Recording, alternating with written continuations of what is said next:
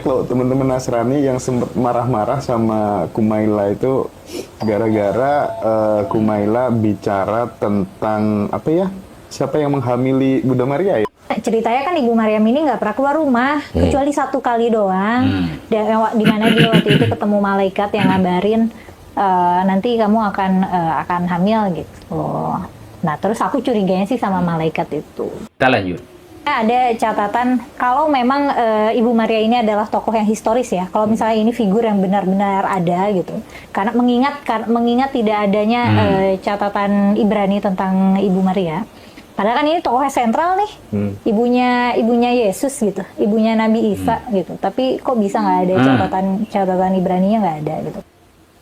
Tapi kalau memang ini ada, ini soalnya sedih, soalnya ada catatan apokrifa. Catatan apokrifa itu kayak catatan Latin sih sebenarnya yang udah lama, itu catatan Kristen yang menyebutkan Ibu Maryam itu mungkin hamil pada usia 14 tahun. Oke.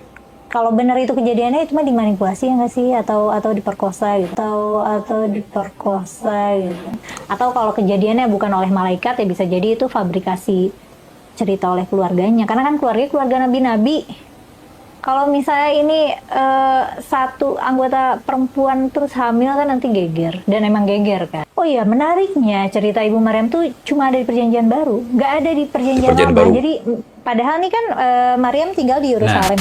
Assalamualaikum warahmatullahi wabarakatuh. Alhamdulillah pada kesempatan kali ini berjumpa kembali dengan para teman-teman sekalian dimanapun berada. Semoga teman-teman sekalian dalam keadaan sehat walafiat, dimudahkan segala urusannya, dilancarkan rezekinya, amin amin ya rabbal alamin. Pada video kali ini saya akan menanggapi atau mereaksi videonya Kumaila, yang mana ini Kumaila ini selalu membuat pernyataan-pernyataan nyeleneh ya, yang amat keterlaluan melampaui batas, sehingga dia seakan-akan sok tahu, sok paham dengan segala hal, sok paham dengan segala macam. Artinya kalau bisa dibilang ini ahlinya ahli ya, jadi seakan-akan tahu banget, padahal cuman menurut aku tidak mendasar dia. Kita tonton videonya. Banyak loh teman-teman Nasrani yang sempat marah-marah sama Kumaila itu gara-gara Kumaila bicara tentang apa ya? Siapa yang menghamili Bunda Maria ya? Oh iya, menariknya cerita Ibu Maryam tuh cuma ada di Perjanjian Baru, nggak ada di Perjanjian Lama. Jadi padahal nih kan Maryam tinggal di Yerusalem.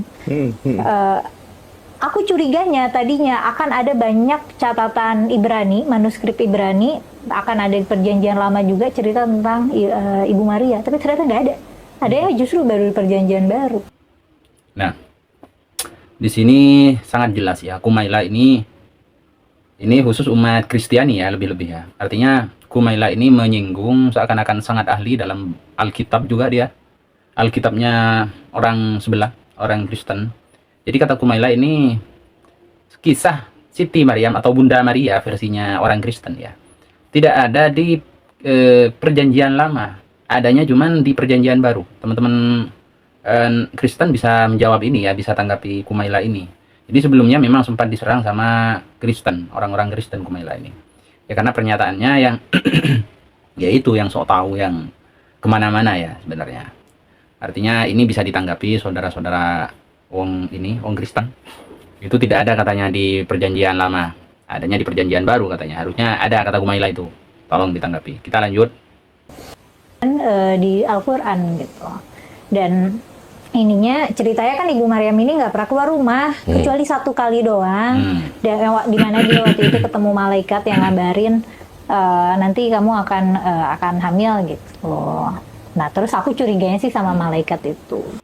Nah, ini sangat keterlaluan banget ya. Sangat keterlaluan, melampaui batas kalau saya bilang. Jadi dia bicara hal yang memang dia itu tidak tahu, ngarang-ngarang. Dari dulu ini sudah ada orang-orang seperti ini, orang-orang yang tidak percaya, begitu ya. Dia menuduh bahwa Siti Maryam itu hamil, atau Bunda Maria kalau versinya orang Kristen, hamil itu bukan karena ini ya. Kan Siti Maryam itu tidak ada suaminya. Jadi memang sama Allah Subhanahu wa Ta'ala dikehendaki dengan mengutus malaikat Jibril untuk meniupkan ruh terhadap Siti Maryam sehingga Siti Maryam ini hamil. Nah, tuduhan Kumaila yang tak mendasar ini curiga katanya. Jangan-jangan Siti Maryam ini berbuat hubungan badan lah, naudzubillah ya, sama malaikat ini kata Kumaila sehingga bisa hamil. Orang seperti ini dulu sudah ada. Bahkan kalau dulu orang Yahudi itu menuduh bahwa Siti Maryam ini sebenarnya hamil dengan Nabi Zakaria, yaitu ayahnya Siti Maryam. Nah, dituduhnya seperti itu. Sampai pada akhirnya Siti Maryam ini pergi atau menghindar dari tempatnya, menjauh ya. Pada akhirnya Siti Maryam ini lahir, sehingga ketika lahir Siti Maryam ini pulang ke rumahnya. Setelah pulang dihujat lagi sama orang Yahudi ini. Sama orang Yahudi dihujat bahwa dituduh Siti Maryam itu dihamili sama Nabi Zakaria. Nah, ini kalimatnya ya dalam Al-Quran surat Maryam disebutkan kalimat yang dilontarkan kepada Siti Maryam ini. A'udzubillahi minasyaitonirrajim. Bismillahirrahmanirrahim.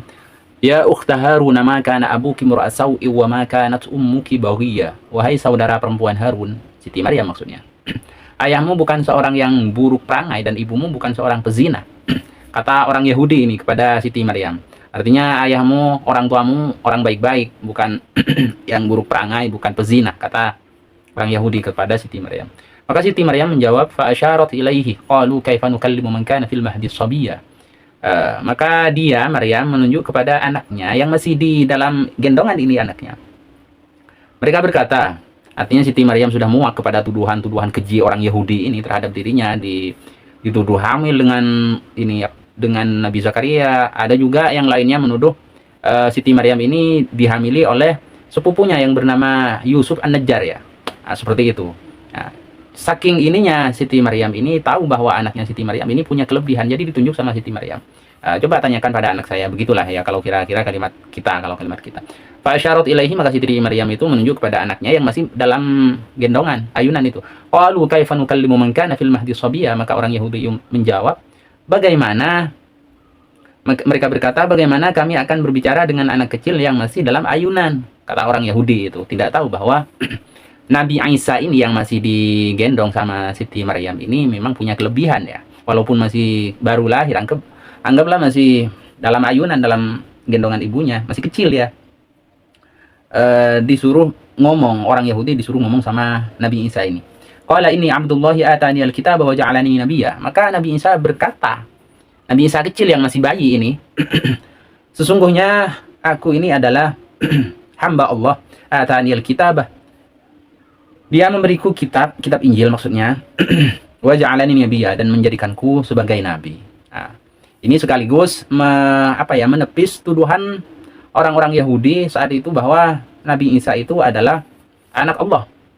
Bahwa Nabi Isa itu memang benar-benar hamba Allah. Hamba Allah yang memang diberi kelebihan atau mukjizat, begitu ya, lahir dari seorang ibu yang tanpa apa-apa. Nah, seperti itu. Jadi mereka kaget karena Nabi Isa yang masih bayi itu bisa ngomong seperti itu. Nah, lanjutannya Nabi Isa, wa ja'alani mubarakan aina ma kuntu, dan menjadikanku sebagai orang yang diberkati aina ma kuntu, dimanapun aku berada. Wa uswani bis salati, dan memerintahkanku salat, wa zakati, dan menunaikan zakat, ma dumtu hayya, selama aku hidup. Ini jawaban Nabi Isa terhadap orang Yahudi yang menuduh bahwa Nabi Isa itu adalah anak kandung yang dilahirkan oleh Siti Maryam disebabkan oleh dihamili oleh kakeknya atau orang tua Siti Maryam, Nabi Zakaria. Sehingga pada saat itu ya, sebelum ini, Nabi Zakaria ini sampai dibunuh oleh orang Yahudi gara-gara itu. Gara-gara dituduh menghamili Siti Maryam, saking kejinya itu, dibunuh tanpa pengadilan, begitu. Artinya sangat keji ya, sangat kejam orang Yahudi itu. Seperti itu. Jadi orang seperti Kumaila ini dari dulu sudah ada. Bahkan menuduh Siti Maryam ini melakukan hubungan badan dengan malaikat. Ini sangat kurang ajar lah kalau bahasa saya. Ini orang sok pintar padahal bodoh. Padahal bodoh dia. Karena kenapa saya bilang bodoh? Ya karena menurut saya terus dia tidak mendasar. Kumaila ini kalau ngomong tidak mendasar. Sehingga menurut saya. Nah, jadi saya curiganya sama malaikat itu katanya. Nauzubillahi min dzalik. Kita lanjut. Ada catatan kalau memang Ibu Maria ini adalah tokoh yang historis ya. Kalau misalnya ini figur yang benar-benar ada gitu. Karena mengingat tidak adanya catatan Ibrani tentang Ibu Maria. Padahal kan ini tokoh sentral nih. Ibunya Yesus gitu, ibunya Nabi Isa gitu. Tapi kok bisa nggak ada catatan Ibraninya, nggak ada gitu. Tapi kalau memang ini ada, Ini soalnya sedih, soalnya ada catatan apokrifa. Catatan apokrifa itu kayak catatan Latin sih sebenarnya, yang udah lama, itu catatan Kristen. Yang menyebutkan Ibu Maryam itu mungkin hamil pada usia 14 tahun. Oke. Kalau benar itu kejadiannya, itu mah dimanipulasi ya nggak sih, atau diperkosa gitu. Atau kalau kejadiannya bukan oleh malaikat, ya bisa jadi itu fabrikasi cerita oleh keluarganya, karena kan keluarga nabi-nabi. Kalau misalnya ini satu anggota perempuan terus hamil kan nanti geger, dan emang geger kan. Oh iya, menariknya cerita Ibu Maryam tuh cuma ada di Perjanjian Baru, nggak ada di Perjanjian Lama. Jadi padahal nih kan Maryam tinggal di Yerusalem. Dia bahkan menuduh Siti Maryam itu diperkosa katanya. Ibu Maria, kalau versinya ini yang dibaca ini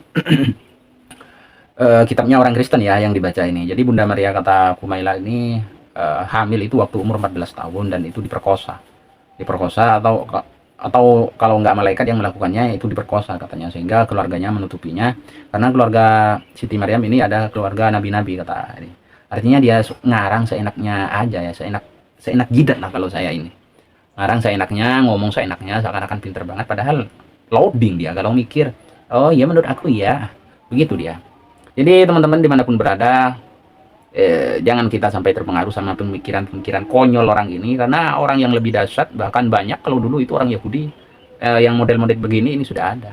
Jadi jangan heran ya kalau ada 1-2 orang yang muncul ke muka publik pada zaman sekarang ini, ya jangan heran. Memang dulu sudah ada seperti ini, tapi kalau dulu banyak seperti itu. Cukup sekian tanggapan dari saya. Ada salam, mohon maaf. Assalamualaikum warahmatullahi wabarakatuh.